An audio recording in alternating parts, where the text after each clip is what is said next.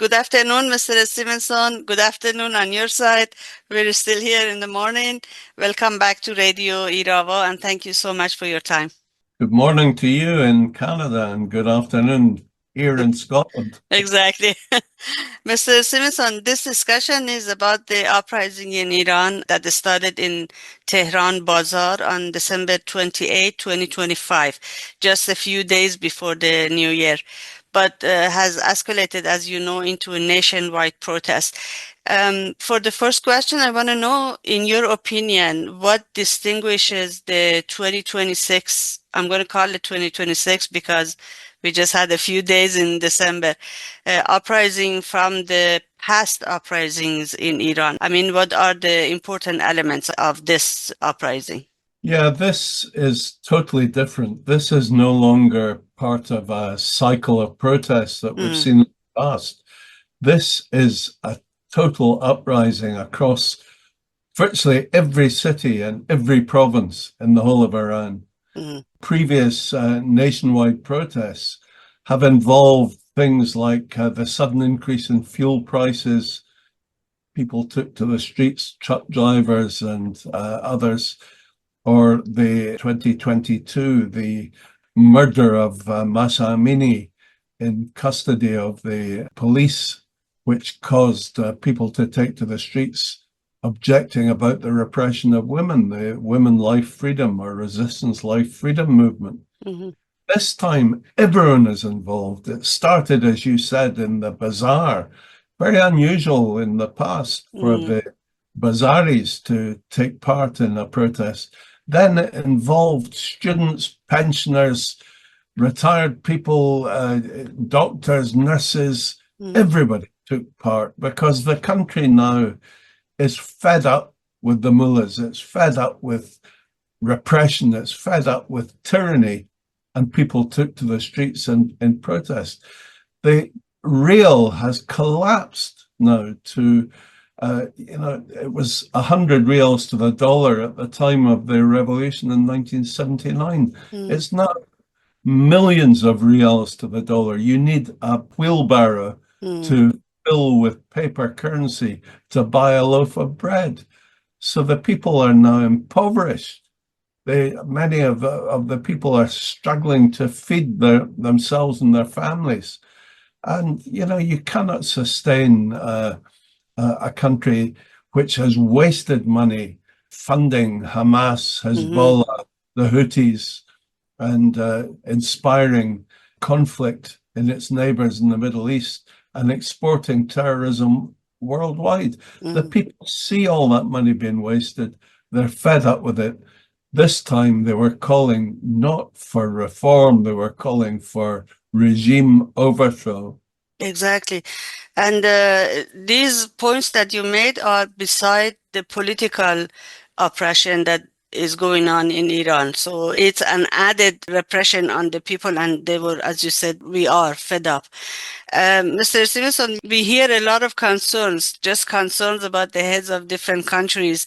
But what I'd like to know is, how does the international community regard the digital blackout in Iran? As you know, internet is cut off, cell phones are cut off, even landline are cut off. Even I cannot contact my family members in Iran. I don't know what state they are. I don't know what they are doing right now. And what concrete steps do you think these countries should take? Well, we're looking now at over 300 hours of internet blackout. This is collective punishment. This is a crime against humanity. This is something the international community really has to take action over, because, the fact that they cut off the internet allowed them to massacre innocent protesters in darkness. They were able to do it without the world being able to see what was happening. And, this is not acceptable at all. Thousands of people were mown down by the Revolutionary Guard, by the Basij, while the internet was shut down and nobody could see what was happening. Nobody could witness the atrocities that were taking place. There really needs to be action now against the regime. the international community should sanction anyone that's involved with providing internet facilities inside Iran. They should try and link up the Iranians with Starlink, Mm, with the satellite system. I know that it's very dangerous for anyone in Iran to have a connection to Starlink. I know that the IRGC are actively hunting down people mm, that have that facility, and that they will be arrested and perhaps executed if they are caught having access to Starlink. But this is not acceptable. Collective punishments on this magnitude is just a crime against humanity, and we cannot stand by and watch this happening. Now I understand it's also having a further impact mm, on the already crashed economy in mm. Iran. Yeah, People use the internet, they require the internet for business, exactly. and this has destroyed communications totally. So it really has to stop. Exactly. And we call them Aghazadeh, the sons and daughters of the heads of states inside Iran. They have this lavish life with the free access to world internet. And now, because of the digital cutoff, they are on a strain as well. And I think they're going to push for it to break down. I heard a few days ago, internet was on just for a couple of hours, and then some people were able to connect to the outside world, and then they were shut off again. But this is a good point that you make, because it's for their livelihood, to make money and to provide for their families. um, as you know, Mr. Stevenson, there are talks and even hopes, to my dismay, for military intervention against Iran.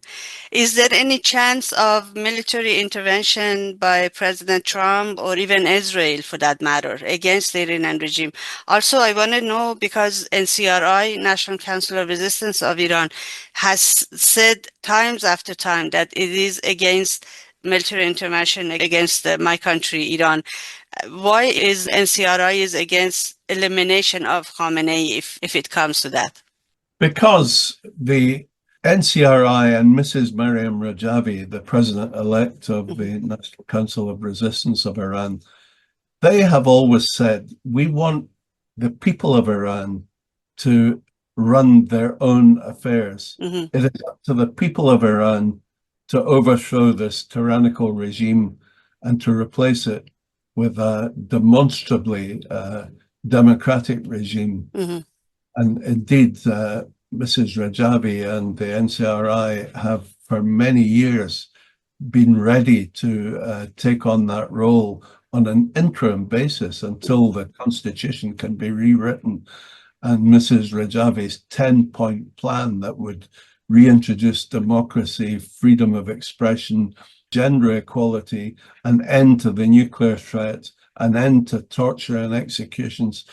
Until all of that could be introduced and the people of Iran allowed to elect a democratic government to run a republic of Iran, mhm, then there should be no attempt by the West to militarily intervene. We saw what happened in Iraq. That caused chaos. It was a disaster. mhm, We don't want that to happen in Iran. So military intervention is out, but the West must wake up mhm. and must give moral support to the people of Iran What is and this moral recognize. support, Mr. Stevenson, that everybody talks about? How should they support Iranian people?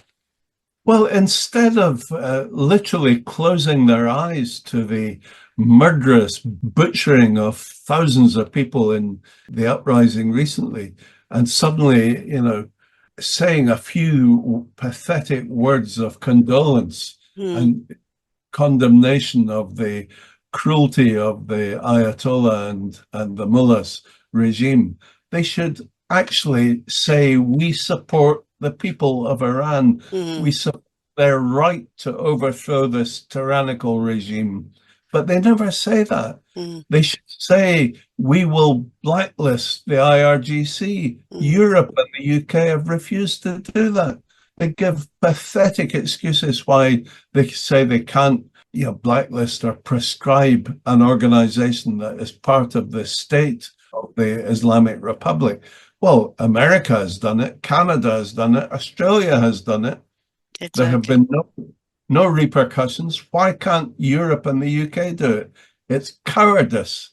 And that kind of complacency shows the people of Iran that really Europe and the UK are not giving the moral support that they require when they go out in the street and risk their lives in Mhm. protest.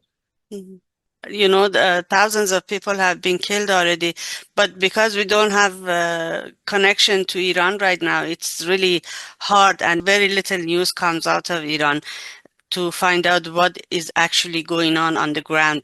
But regarding the protests, Mr. Stevenson, I guess my question is, because of this digital blackout, is monarchy an issue inside Iran? And will Reza Pahlavi able to derail the democratic revolution? Well, Reza Pahlavi, you know, it would be a comedy act if it wasn't so dangerous, really. Yeah.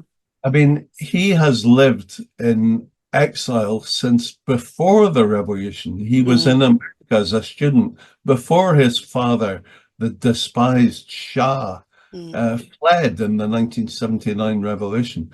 And Reza Pahlavi has lived in comfort and in yeah. luxury on the back of the billions stolen from the people of Iran by his father ever since.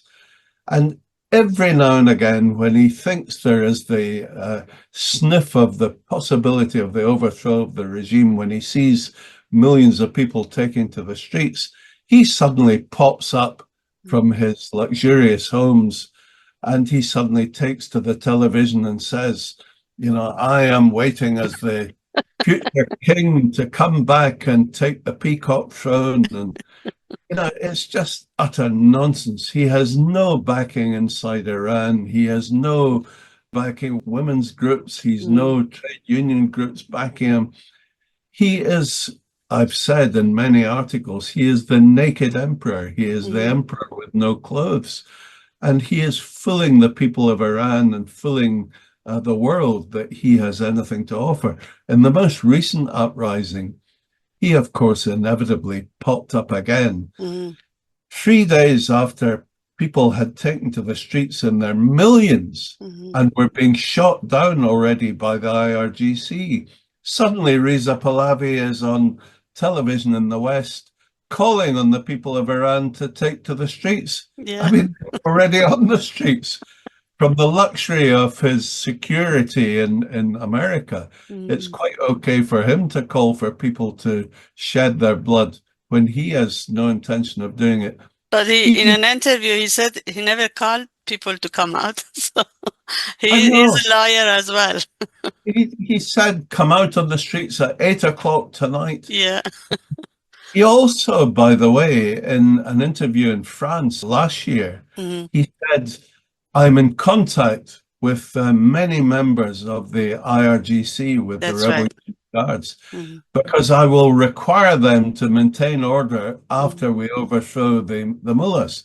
mm. This is like Winston Churchill saying, I'll require the Gestapo to maintain control after Exactly. we get rid of Hitler. This is utter nonsense. He Mm, has produced a manifesto which he says would be implemented once he takes control of Iran after the mullahs are gone. And it's like a fascist manifesto. It mm. talks about him being the one person in charge, almost taking the position of Ayatollah Khamenei. He would Exactly. be the supreme leader. No one could be appointed without his personal approval. I mean, all of this is nonsense. The people of Iran do not want to restore the monarchy.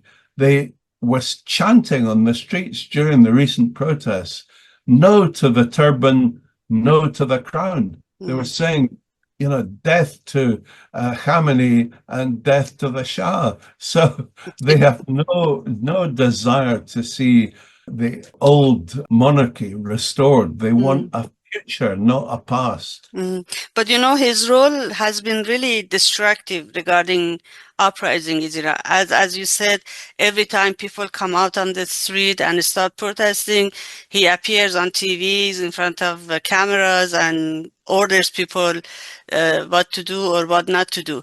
But Rudy Giuliani, I'm sure you've heard of this, call him Napo baby. So Yeah. yeah.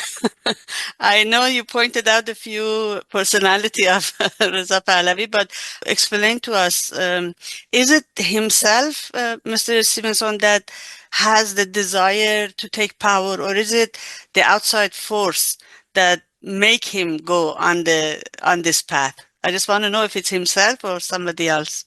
Well, of course, he has some influential, but Mm, very few influential backers mm, who want to see his kind of fascist monarchy resumed, like his father did, with mm, a one-party state where they would have control of all the wealth and the economy of Iran. mm, Of course, the money makers, they want to back him for that purpose. But, he himself has set up repeated factions of so-called supporters that then suddenly melt and disappear from sight. mm, Nobody seems to be able to adhere to him. They say, even his recent attempt in Washington to set up a small group of supporters, they fell apart because they accused him of being an autocrat, of mm. trying to dominate proceedings. He's not the kind of person that would be able to run Iran, or that the Iranians would even want or deserve. He's never apologized for the regime of his father, Exactly. who introduced a one-party state, and with the help of the CIA, Mhm. savage executing and torturing anyone that was against his brutal tyranny. You know, there was a recent demonstration by his supporters. There were a few people. They were shouting, "This is the last battle. Savak will come back. The Yeah. Savakis will come back." It's astonishing. It's just unbelievable what we are hearing from Reza Pahlavi supporters. But, the focus should be on the toppling of the regime, removing Khamenei from Iran completely, not only him, but his supporters, his apparatus, I should say. Why is the focus is on Reza Pahlavi and should be focused on Reza Pahlavi? Is it wrong to talk about him? Well, of course, it's a ridiculous distraction from Hmm. what is really happening when people are shedding blood. The courageous people, mostly young people, Hmm. young men, prepared to give their lives, to shed their blood for a free future democratic Iran. And yet you have this guy, you know, making such a noise on Western media, and the Western media ridiculously paying attention to him, which gives the opportunity to the mullahs to say, well, we told you, you get rid of us, you're going to end up resurrecting the regime of his father, the Shah. You're going to resurrect having this tyrannical, monarchy again. So, it's a distraction trying to confuse the people and trying to confuse the uprising, which is doing no service to Hmm. the people of Iran that he claims to want to serve. He is doing no service to them at all. Quite the contrary, he is undermining the entire protest. And he is helping the mullahs by doing so. The mullahs are absolutely overjoyed that Reza Pahlavi has become a puppet in their hands. Hmm. He says he's not after power. He's only a person who can unite the country, and many of his supporters say that he can unite Iranians. Why there's so much opposition against him or against his role? What's wrong with this picture? If he gets power, why is it bad that he can unite at least some Iranian people? Because people, the young people taking to the streets courageously now in the repeated nationwide uprisings, their mums and dads and grannies and grandpas remember what it was like under the Shah. Hmm. They remember the people that suffered at the hands of Savak. They remember the executions. They remember how any people that were against the one-party state imposed by Reza Pahlavi's father would be tortured and executed. And that's not what they want to see restored. They want a good future with a free democratic republic in Iran. That's what they deserve, and that's what they're prepared to die for. Pahlavi is an unnecessary distraction. And really, since the last 2 or 3 days, as the blackout in the internet in Iran has stopped information coming out, isn't it interesting that Reza Pahlavi has disappeared from view? You hear nothing more about him. He's gone. This is typical of the man. When he thought his occasion had come, he was, television from one side of the Western Hemisphere to the other. But now, all of a sudden, he has disappeared again. And it might be several months before we hear anything from him. Do you think what does he need in order to take power in Iran, Mr. Stevenson? I'm just trying to figure out what would happen if he becomes a leader in Iran. Well, he did a huge disservice to the people who take to the streets, the people of Iran, when he went to Israel and met Netanyahu. I mean, this was a ridiculous thing for him to do, and to encourage Netanyahu to take military action against the Iranians. Of course, that also, has led to a lot of people now questioning what kind of leader would he be if he ever had the chance to restore the monarchy. So all his nonsense that he comes out with about only wanting to preside over a just transition. This is total nonsense. He, of course, covets retaking the peacock throne and becoming the all-powerful Shah of Iran.